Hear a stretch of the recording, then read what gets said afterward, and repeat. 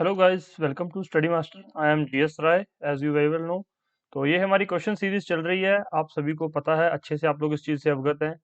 तो question series में आपको डेली क्वेश्चंस करवाए जा रहे हैं, और जो क्वेश्चन सीरीज है हमारी, वो ये सभी एग्जाम्स के लिए काफ़ी इंपॉर्टेंट है। जनरल स्टडीज और जीके जिस भी एग्जाम में क्वेश्चन आते हैं, उस एग्जाम्स के लिए ये वीडियो और लेक्चर जो है बहुत इंपॉर्टेंट है। इसमें देख लीजिए, हरियाणा सिविल सर्विसेज का एग्जाम है, यूपी पीसीएस का एग्जाम है, BPSC, PSSB, PCS, JPSC, PPSC, UP sub inspector, MP PCS, MP sub inspector, Haryana police, Rajasthan administrative services, Punjab police, Bihar police sub inspector, HSSC के सभी एग्जाम्स, एसएससी, रेलवे और अदर कम्पिटिटिव एग्जाम्स जिसमें GS के portion जो है पूछा जाता है, इसका पोर्शन काफी इंपॉर्टेंट रोल प्ले करता है एग्जाम में। तो ये वीडियो आपके लिए फायदेमंद रहेगी उन सभी एग्जाम्स के लिए। आप किसी भी एग्जाम की तैयारी कर रहे हैं, या फिर आप कंबाइंड एग्जाम की तैयारी कर रहे हैं, मतलब आप हरियाणा से हैं तो आपने पंजाब में भी शायद अप्लाई कर रखा हो, या फिर आप पंजाब से आपने हरियाणा में भी अप्लाई कर रखा होगा, तो ये क्वेश्चन सीरीज आपके काफी काम की है। और काफी स्टूडेंट्स इंटरेस्ट ले रहे हैं क्वेश्चन सीरीज में। मैं बोलता हूँ कि आप लोग कमेंट कीजिए अपने मार्क्स, काफी स्टूडेंट्स अपने मार्क्स कमेंट करते हैं। अच्छे मार्क्स आ रहे हैं बच्चों के। मैं फिर से बताता हूँ, 25 क्वेश्चंस हैं। आप लोग क्वेश्चन देखिए यहाँ पर, और खुद से गैस लगाइए कि आपके कितने क्वेश्चन ठीक है। किसी के 15 ठीक हो रहे हैं, किसी के 18 ठीक हो रहे हैं। मान लीजिए आपका क्वेश्चन जो है मार्क्स 15 से लेकर 25 के बीच में है, तो अच्छा स्कोर है, कोई प्रॉब्लम नहीं है। 10 क्वेश्चन इधर उधर हो सकते हैं। लेकिन इसका मतलब क्या है कि आप 100 में से कितने क्वेश्चन, 60 क्वेश्चन अटेम्प्ट कर सकते हैं। 60 क्वेश्चन आपको आराम से आते हैं, 100 में से 60। मतलब आप सिलेक्शन के नजदीक पहुंच जाएंगे। 10-15 क्वेश्चन एग्जाम में वैसे भी आपको ज्यादा आते होंगे। और अगर आपका मान लो 5 से लेकर 15 तक के बीच में रह रहे हो, तो आपको थोड़ा सा और मेहनत करने की जरूरत है। वो टाइम टू टाइम वीडियोस आपको मिलती रहती हैं हमारी, वो मैं आगे डिस्कस करूंगा। और चैनल पर फर्स्ट टाइम है, चैनल को सब्सक्राइब कर लो। सब्सक्राइब करने का ये बेनिफिट है, आपको जो है सब्सक्राइब करने के साथ बेल आइकन जरूर दबाना। जब भी वीडियो अपलोड होगी यहाँ पर, इसका नेक्स्ट पार्ट आपको जो है मिल जाएगा, अपने आप आपको नोटिफिकेशन मिल जाएगा।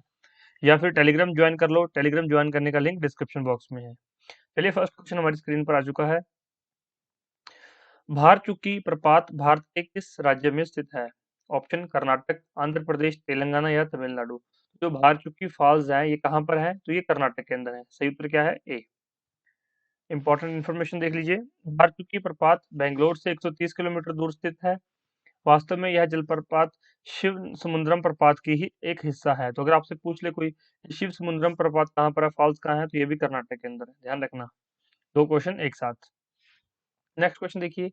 भारत ओमान रिफाइनरीज लिमिटेड निम्नलिखित में से किस रिफाइनरी का कार्य करती है? ध्यान रखिए, भारत ओमान रिफाइनरीज लिमिटेड निम्नलिखित में से किस रिफाइनरी का कार्य करती है? बोगाईगांव रिफाइनरी, बीना रिफाइनरी, हल्दिया रिफाइनरी या फिर नुमालीगढ़ रिफाइनरी। सही उत्तर क्या है? बीना रिफाइनरी। कहाँ पर है ये? मध्य प्रदेश के अंदर है।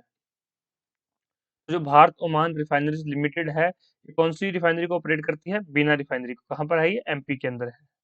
तो बीना तेल शोधक कारखाना मध्य प्रदेश में स्थित है। इस तेल शोधन की स्थापना वर्ष 2011 में की थी। तो ये क्वेश्चन ऐसे क्यों पूछे जाते हैं? जो चीज न्यूज में रहती है, जिसके बारे में थोड़ा सा क्या होता है, ये न्यूज में आ जाए तो फिर वहां से क्वेश्चन बन जाता है। तो इसलिए आपके लिए क्वेश्चन सारे मैं लेकर आता हूँ, तो आप इसको ध्यान से देखा करो और पढ़ा करो। आपको अच्छी चीजें मिलेंगी, और आपको ये क्वेश्चन डायरेक्ट एग्जाम में मिलेंगे। आप लोग क्या करते हो, एग्जाम में जाके देखते हो, आप 100% पढ़ के जाते हो। एग्जाम में आपने देखा कि 70% तो मिल गया, 30% आपको पता ही नहीं कहाँ से आ रहा है।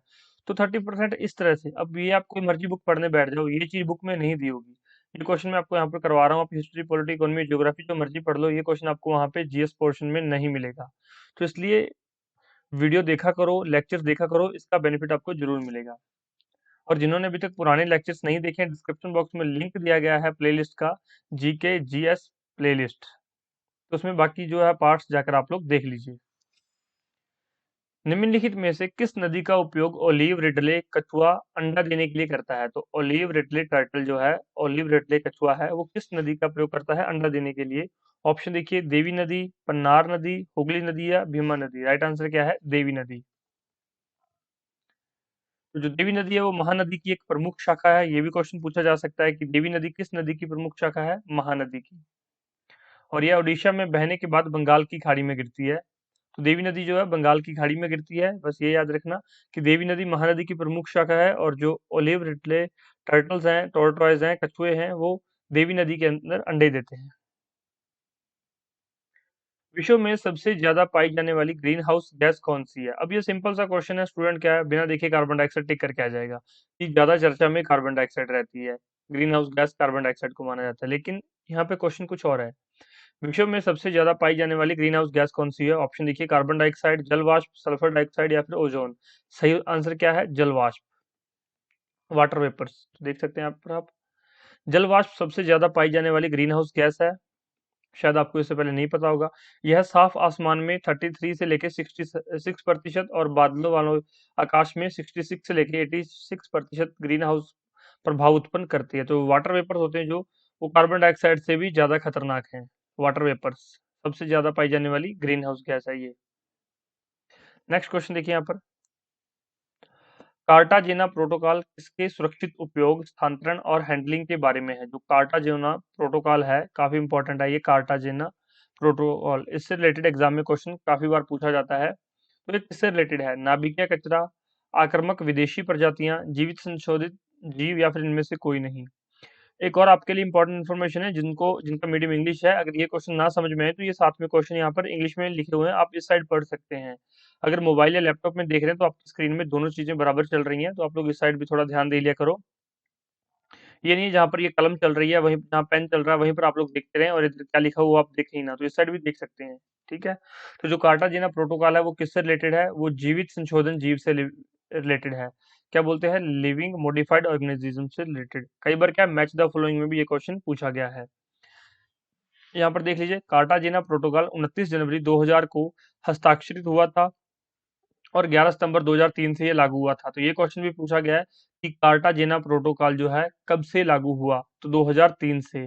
और साइन कब किया गया था? ये 2000, पूरे 2000 में ये साइन किया गया था। तो यह एलएमओ के लिए सुरक्षित उपयोग, स्थानांतरण और हैंडलिंग के बारे में है। ठीक है, तो ये आप याद रखेंगे, Cartagena protocol. Okay, next question पर चलते हैं। The world beneath his feet किसकी जीवनी है? तो बुक का नाम है the world beneath his feet. Option देखिए, पुलेला गोपीचंद, नवाब पटौदी, राहुल द्रविड़ या सचिन तेंदुलकर। राइट आंसर क्या है? पुलेला गोपीचंद। तो the world beneath his feet, याद रखना ये जीवनी गोपीचंद की है, पुलेला गोपीचंद की। वो गोपीचंद अकादमी भी चलाते हैं। नेक्स्ट क्वेश्चन देखिए यहाँ पर, एग्रीकल्चर शॉट किस खेल से संबंधित है? एग्रीकल्चर शॉट किस खेल से संबंधित है? क्रिकेट, हॉकी, गोल्फ, पोलो या क्रिकेट से संबंधित है? ऐसे क्वेश्चन एग्जाम में एक आधा क्वेश्चन जरूर पूछ लिया जाता है। कई बार एग्जामिनर वैसे ही पूछ लेता है कि चलो देखते हैं बच्चों को जनरल नॉलेज जो है, जनरल नॉलेज मतलब ये जो आसपास की चीजों को कितने ध्यान से देखते हैं। तो एग्रीकल्चर शॉट क्रिकेट से संबंधित है। नेक्स्ट देखिए, ब्रिटेन की रानी एलिजाबेथ प्रथम किसकी समकालीन थी? तो ब्रिटेन की रानी एलिजाबेथ प्रथम किसकी समकालीन थी? अकबर, जहांगीर, शाहजहां या औरंगजेब। सही उत्तर क्या है? Akbar. Elizabeth one was Elizabeth प्रथम 1558 से 1603 तक इंग्लैंड की रानी थी, वह अकबर के समकालीन थी। तो याद रहेगा आपको एलिजाबेथ प्रथम। नेक्स्ट क्वेश्चन देखिए, अब्दुल कादिर बदायूनी, नकीब खान और थानेश्वर किसके दरबार में थे? ऑप्शन देखिए यहाँ पर, अकबर, जहांगीर, शाहजहां या फिर औरंगजेब। नाम याद रखना, ये अब्दुल कादिर बदायूनी, नकीब खान और थानेश्वर किसके दरबार में थे? तो ये तीनों अकबर के दरबार में थे। सही उत्तर क्या है? ए। यहाँ पर भी सेम चीज लिखी हुई है, आप लोग देख सकते हैं। नेक्स्ट क्वेश्चन देखिए, निम्नलिखित में से कौन राज्यपाल को उसके कार्यकाल से हटा सकता है? तो देखिए यहाँ पर, राज्य विधानसभा, संसद, राष्ट्रपति या इनमें से कोई नहीं।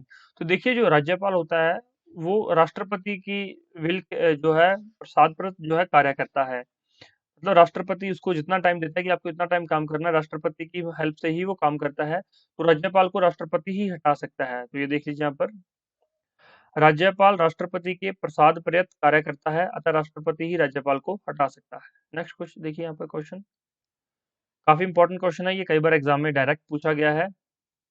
और इस क्वेश्चन से आगे 3 क्वेश्चन बन जाते हैं, वो कैसे मैं भी आपको दिखा देता हूँ। अगर तो ये मान लीजिए स्टेट पीसीएस लेवल का क्वेश्चन हो तो फिर तो ये same as it is question आ जाएगा, यूपीसी लेवल में एज इट इज आ जाएगा। अगर ये किसी वनडे एग्जाम के लिए हो क्वेश्चन तो इसके आगे पार्ट्स हो जाएंगे, वो भी अभी मैं आपको बता दूंगा। भारत की निम्नलिखित आधिकारिक भाषाओं पर विचार कीजिए। सबसे पहले है सिंधी और नेपाली, कोंकणी और मणिपुरी, बोडो और संथाली, संथाली और कोंकणी, और डोगरी और मैथिली। तो ये 5 भाषाओं के बारे में यहाँ पर 10 भाषाएं दे रखी हैं यहाँ पर। 2003 के 92वें संशोधन अधिनियम द्वारा 8वीं अनुसूची में उपरोक्त में से कौन सी भाषाएं शामिल की गई थी? तो यहाँ पर क्या पूछा गया? 2003 के संशोधन के बारे में यहाँ पर आपसे पूछा गया है। ये तो क्वेश्चन हो गया 2003 का संशोधन, कि 2003 के अंदर कौन कौन सी भाषाएं जो है इसमें शामिल की गई थी। एक और क्वेश्चन क्या पूछा जाता है? 92nd कॉन्स्टिट्यूशन अमेंडमेंट, 52वां संविधान संशोधन अधिनियम किस चीज से संबंधित है? तो वही आधिकारिक भाषाओं से संबंधित है। पहला क्वेश्चन, ये कब हुआ था? 2003 के अंदर। तो अब इस क्वेश्चन का आंसर देते हैं। 2003 के संशोधन अधिनियम द्वारा 8वीं अनुसूची में उपरोक्त में से कौन सी भाषाएं शामिल की गई थी?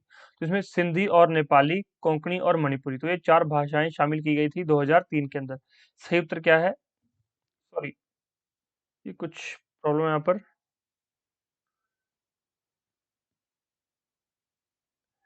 सॉरी, यहाँ पर ये 3 और 5 है। बोडो और संथाली और डोगरी और मैथाली जो है 2003 के अंदर यहाँ पर जोड़ी गई थी। राइट आंसर क्या है यहाँ पर? सी इसका सही उत्तर है। ध्यान रखना, ये थोड़ा सा सही कर लेना। बोडो और संथाली और डोगरी और मैथिली यहाँ पर जो है ये 2003 के संविधान संशोधन में जोड़ी गई थी। अब देख लीजिए यहाँ पर 1967 में सिंधी जोड़ी गई थी। 1992 में कोंकणी, मणिपुरी और नेपाली जोड़ी गई थी। 2003 के अंदर बोडो, मैथाली, संथाली और डोगरी ये जोड़ी गई थी। तो देखिए इसमें मैं आपको एक चीज बताता हूँ, यहाँ पर याद रखने योग्य बातें क्या है और क्वेश्चन और कौन सा पूछा जाता है। 1967 में सिंधी जोड़ी गई थी किस संविधान संशोधन द्वारा? तो 21वें संविधान संशोधन द्वारा, कॉन्स्टिट्यूशन अमेंडमेंट 21st, याद रहेगा आपको, 21st कॉन्स्टिट्यूशन अमेंडमेंट। 1992 में कोंकणी, मणिपुरी और नेपाली जोड़ी गई, कौन सा संविधान संशोधन? 71वां, 21st 71। उसके बाद 2003 में 92nd कॉन्स्टिट्यूशन अमेंडमेंट, जिसमें कि 4 भाषाएं जोड़ी गई, कौन कौन सी? बोडो, मैथिली, संथाली और डोगरी। तो ये देखिए, एक और एक 2, 7 और 2 9, तो पहला 21वां, फिर 71, फिर 92। ईयर याद रखना, 1967, 1992 और 2003। ये क्वेश्चन किसी भी तरह से पूछा जा सकता है। इस क्वेश्चन से आगे 5-7 क्वेश्चन बन सकते हैं। 5 to 7 क्वेश्चन जो है एग्जाम में बार बार रिपीट होते हैं। क्वेश्चन को थोड़ा सा उसका चेंज कर देते हैं, मोड चेंज कर देते हैं, आगे पीछे लिख देते हैं, लाइंस को पूछेंगे यही। तो ये काफी इंपॉर्टेंट क्वेश्चन है, इसको 2-3 बार देख लेना और जाके इसके बारे में थोड़ा पढ़ भी लेना, अपनी बुक से, नोट से, जहां से भी पढ़ रहे हो पढ़ लेना इसके बारे में। नेक्स्ट देखिए, दादा साहेब फाल्के पुरस्कार की शुरुआत कब हुई? 1963, 1966, 1969 या 1970? तो भाई दादा साहेब फाल्के पुरस्कार भारत के अंदर सिनेमा जगत में दिया जाने वाला सबसे उच्चतम पुरस्कार है। तो ये इसकी शुरुआत 1969 में हुई थी। इसका सी उत्तर सही है। ये तो था एक क्वेश्चन कि 1969 में इसकी शुरुआत हुई। अब एक क्वेश्चन ये भी पूछा जाता है कि फर्स्ट टाइम जो है दादा साहेब फाल्के पुरस्कार किसको मिला? फर्स्ट विनर कौन था इसका? फर्स्ट विनर भी पूछा जाता है कई बार एग्जाम्स में। तो फर्स्ट विनर कौन थी? देविका रानी। नाम याद रखना, Devika Rani, first winner of Dada Saheb Phalke पुरस्कार। ओके, नेक्स्ट देखिए, के बिरला फाउंडेशन द्वारा दिए जाने वाले सरस्वती सम्मान के बारे में कौन से कथन सही हैं? देखिए यहाँ पर, यह पुरस्कार वार्षिक है,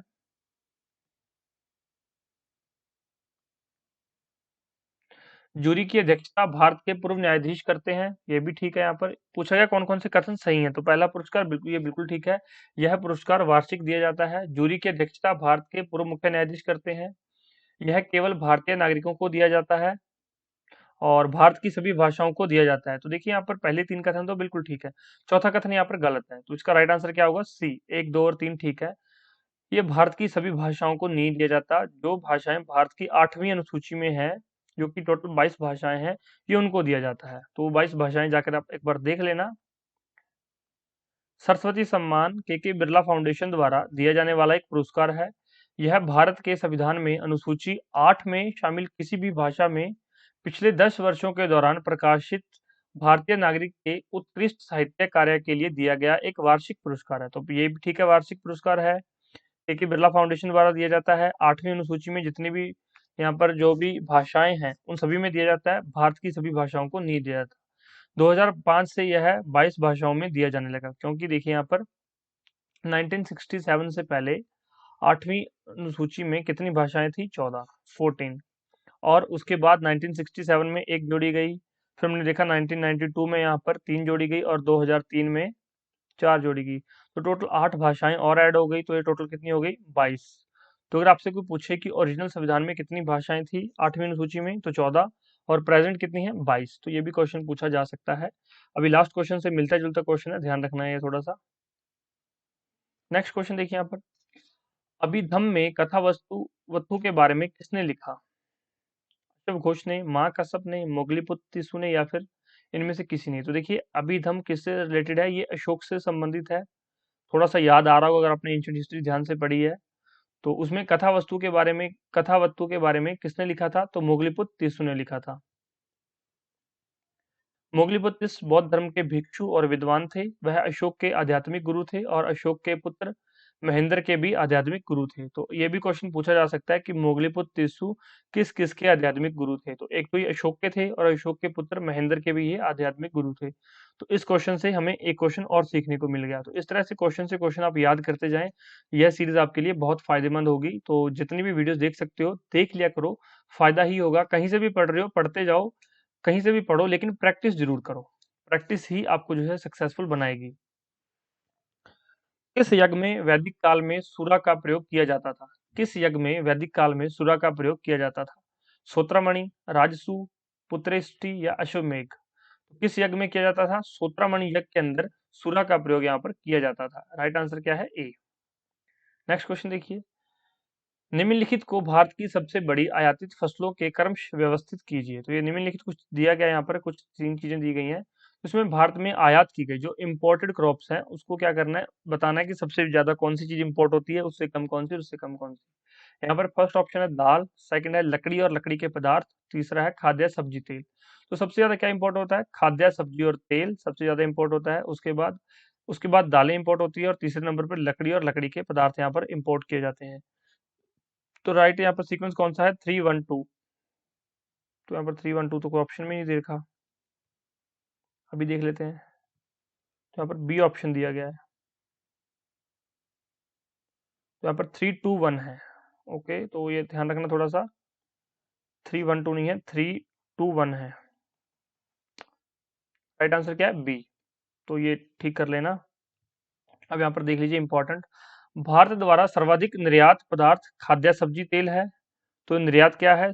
खाद्य सब्जी तेल, लकड़ी के पदार्थ और दालें हैं। और भारत सबसे बड़ा जो है आयातकर्ता और उपभोक्ता भी है। दालों का सबसे बड़ा उत्पादक है, आयातकर्ता भी है और उपभोक्ता भी है।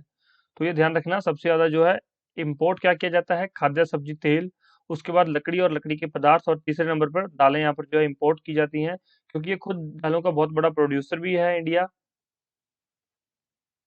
और एक्सपोर्ट भी करता है यहाँ पर, और कंज्यूमर भी है सबसे बड़ा दालों का। आपको पता है कि इतनी ज्यादा जनसंख्या है तो दाल रोटी ही खा रहे हैं लोग यहाँ पर भारत में, तो इसलिए दालों की कंजप्शन बहुत ज्यादा है यहाँ पर। नेक्स्ट क्वेश्चन देखिए, भारत द्वारा सबसे ज्यादा निर्यात किया जाने वाला कृषि पदार्थ कौन सा है? तो सबसे ज्यादा एक्सपोर्ट क्या होता है इंडिया से? चाय, कॉफी, बासमती चावल या दाल? तो सबसे दाल तो भाई अब खुद ही बहुत ज्यादा यूज कर रहे हैं तो ज्यादा एक्सपोर्ट नहीं हो पाती, लेकिन सबसे ज्यादा जो है बासमती चावल यहाँ पर, बासमती राइस सबसे ज्यादा यहाँ पर क्या होता है? एक्सपोर्ट किया जाता है। राइट आंसर क्या है? सी। सार्वजनिक वितरण प्रणाली का संचालन किसके द्वारा किया जाता है? तो जो पब्लिक डिस्ट्रीब्यूशन सिस्टम है उसका संचालन, उसको ऑपरेट कौन करता है? केंद्र सरकारें या राज्य सरकारें? ऑप्शन देखिए, केवल एक, केवल दो, एक और दो, या इनमें से कोई नहीं। तो राइट आंसर क्या है? सी, एक और दो। देखिए यहाँ पर जो केंद्र सरकार है, सेंटर की सरकार है, वो क्या करती है? यहाँ पर चीजें परचेज करती है, उनको स्टोर करती है, और राज्य सरकारें क्या करती है? उनको डिस्ट्रीब्यूट करती है। देख लीजिए यहाँ पर, सार्वजनिक वितरण प्रणाली का संचालन केंद्र और राज्य दोनों सरकारों द्वारा किया जाता है। राइट आंसर था सी। फूड कॉर्पोरेशन ऑफ इंडिया के माध्यम से केंद्र सरकार में निम्नलिखित जिम्मेदारियां हैं, कौन सी? खरीद करती है सेंट्रल सरकार, भंडारण करती है, और अनाज के परिवहन का खर्च भी उठाती है। राज्य सरकारें क्या करती हैं? ये जो है आवंटन करती हैं, बांटती हैं। राज्य सरकार की जिम्मेदारी परिचालन, वे नियमानुसार गरीबी रेखा से नीचे परिवारों की पहचान, राशन कार्ड जारी करना, उचित उचित मूल्य दुकानों के कामकाज का पर्यवेक्षण करना, उनका भी यहाँ पर सुपरविजन करना। तो ये सारा काम किसका है? राज्य सरकार का है, याद रहेगा आपको। अब एक और क्वेश्चन आता है यहाँ पर, एफसीआई। एफसीआई की फुल फॉर्म क्या है? नीचे कमेंट बॉक्स में बताइए, और इसकी स्थापना कब की गई थी? क्योंकि ये भी क्वेश्चन जनरली पूछ लिया जाएगा कि एफसीआई की फुल फॉर्म क्या है, काफी स्टूडेंट्स को पता भी होगा, लेकिन इसका स्थापना वर्ष क्या है, स्थापना वर्ष कमेंट बॉक्स में जरूर बताइए। ऑर्गेनिक बल से किसका निर्माण होता है, यहाँ पर ऑर्गेनिक फोर्स है या ऑर्गेनिक क्या पढ़ना चाहेंगे आप, ऑर्गेनिक बल से किसका निर्माण होता है, ब्लॉक पर्वत, फोल्ड पर्वत या रेलकिट पर्वत। तो राइट आंसर क्या है, ब्लॉक पर्वत और फोल्ड पर्वत जो है ये ऑर्गेनिक बल से बनते हैं। राइट आंसर क्या है, बी, 1 और 2 यहाँ पर सही उत्तर है। और यहाँ पर क्या है, ऑर्गेनिक बल का कारण क्या है, ऑर्गेनिक बल किसके कारण होता है, तो ये प्लेट टेक्टोनिक फोर्स के कारण ही ऑर्गेनिक बल होता है, और उससे जो है ये यहाँ पर पर्वत बनते हैं, ब्लॉक पर्वत और फोल्ड पर्वत, याद रहेगा।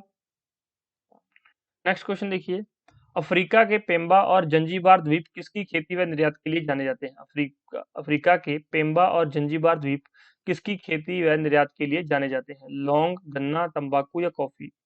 तो आपके माइंड में क्वेश्चन आ रहा हो कि सर ये अफ्रीका का है तो हमसे क्वेश्चन क्यों पूछा जा रहा है, तो भाई ये हिंद महासागर में लगते हुए द्वीप हैं ये, इसलिए यहाँ पर आपके लिए इंपॉर्टेंट हो जाते हैं।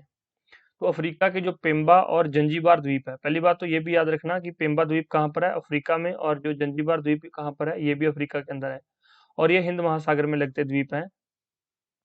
यहाँ पर सबसे ज्यादा जो है लौंग की खेती की जाती है और निर्यात किए जाते हैं, और ये लौंग की खेती का निर्यात भी करते हैं। पेम्बा द्वीप हिंद महासागर में स्वाहिली तटीय क्षेत्र में स्थित है, और जंजीबार तंजानिया का अर्ध स्वायत्त क्षेत्र है, यह लौंग के उत्पादन व निर्यात के लिए प्रसिद्ध है। तो ये दोनों पॉइंट्स याद रखना। ओजोन में होता है, तो भाई what happens in ozone, ozone में क्या होती है, ऑक्सीजन होती है केवल, ऑक्सीजन और नाइट्रोजन, हाइड्रोजन और कार्बन, या ऑक्सीजन और कार्बन। तो भाई ऑक्सीजन के अंदर सिर्फ ऑक्सीजन होती है, केवल ऑक्सीजन ओजोन में होती है। ओजोन जो है O3 से बनी हुई है, जो ओजोन परत है। मैंने आपसे एक क्वेश्चन भी पूछा था कि ओजोन डे कब मनाया जाता है, 16 सितंबर को ओजोन डे मनाया जाता है, काफी इंपॉर्टेंट है। ओजोन दिवस के बारे में क्वेश्चन पूछे जाते हैं। चलिए एक और क्वेश्चन यहाँ पर, ओजोन संरक्षण से कोई यहाँ पर इससे रिलेटेड कोई प्रोटोकॉल या कोई मीटिंग हुई हो तो बताइए मेरे को, ओजोन संरक्षण से रिलेटेड क्या मीटिंग है, कब हुई थी। ओजोन O3 ऑक्सीजन के 3 परमाणुओं से मिलकर बनने वाली एक गैस है, जो वायुमंडल में बहुत कम मात्रा में पाई जाती है, 0.2%। समुद्र तट से यह 30 से 32 किलोमीटर की ऊंचाई पर इसकी सांद्रता अधिक होती है, यह तीखे गंध वाली अत्यंत विषैली गैस है। तो भाई ध्यान रखना, O3 एक विषैली गैस है, यह एक टॉक्सिक गैस है, ठीक है, याद रखेंगे ये सारी चीजें। और ये ओजोन संरक्षण के बारे में मैंने जो पूछा ये कमेंट बॉक्स में जरूर बताएंगे। बच्चों जितना ज्यादा पार्टिसिपेट करोगे क्लास उतनी ही इंटरेस्टिंग होती जाएगी, स्टूडेंट्स जितनी ज्यादा पार्टिसिपेशन दिखाएंगे, मैं यहाँ पर आपको पढ़ाकर चला जाता हूँ, आप क्वेश्चन यहाँ पर सीख के चले जाते हैं। अगर मैं 25 क्वेश्चन करवाता हूँ, 25 में जनरली 10 क्वेश्चन तो हर एक बच्चे को आते हैं जो जीएस थोड़ी बहुत पढ़ के आया है, जिसने थोड़ी बहुत पढ़ रखी है, जिसको काफी टाइम हो गया तैयारी करते हुए, वो क्या करता है, वो जीएस के यहाँ पर 15 से 20 क्वेश्चन कवर कर पाता है। लेकिन फिर भी 5 क्वेश्चन नए डेली देखने को मिलते हैं आपको, दिन में 2 वीडियोस होती हैं तो आपको 10 से 12 क्वेश्चन नए देखने को मिलते हैं, और एग्जाम में मान लो इन इन क्वेश्चंस के, इन लेक्चर की हेल्प से आपके 10 नंबर भी बढ़ जाएं, तो आप सोच सकते हो कि 10 नंबर का मतलब कितना कंपटीशन आप खत्म करके चले जाएंगे। तो भाई पढ़ा करो, पार्टिसिपेट किया करो क्लास में, जो भी मैं यहाँ पर आपको कमेंट करने के लिए बोलता हूँ, देखने के लिए बोलता हूँ, तो देख लिया करो, क्वेश्चन यहाँ से ना आकर यहाँ से भी पूछा जा सकता है। तो मेरा मकसद है कि आप पढ़ें और चीज़ों को सीखें और याद रखें, ताकि जब एग्जाम में क्वेश्चन आए तो आपको ये ना लगे कि ये क्वेश्चन तो मैंने कभी देखा ही नहीं, ना मैंने कभी सुना है। 10 राजाओं का युद्ध किस नदी के किनारे हुआ था, 10 राजाओं का युद्ध किस नदी के किनारे हुआ, पुरुषनी, वितास्ता, गंगा या सिंधु। तो सही उत्तर क्या है, पुरुषनी नदी के किनारे जो है 10 राजाओं का युद्ध हुआ था। इसमें भरतजन के राजा सुदास ने 10 राजाओं के संघ को हराया था, तो ये भी आप याद रख सकते हैं, लेकिन इतना डीप क्वेश्चन कभी नहीं आता है। सोमपुरी विश्वविद्यालय की स्थापना किसने की, वेरी इंपॉर्टेंट क्वेश्चन, सोमपुरी विश्वविद्यालय की स्थापना किसने की, रामपाल, गोपाल, धर्मपाल या फिर इनमें से कोई नहीं। तो सोमपुरी विश्वविद्यालय की स्थापना किसने की है, बताइए यहाँ पर, धर्मपाल, राइट आंसर क्या है, धर्मपाल। सोमपुरी विश्वविद्यालय की स्थापना बंगाल के पाल वंशी राजा धर्मपाल ने की थी।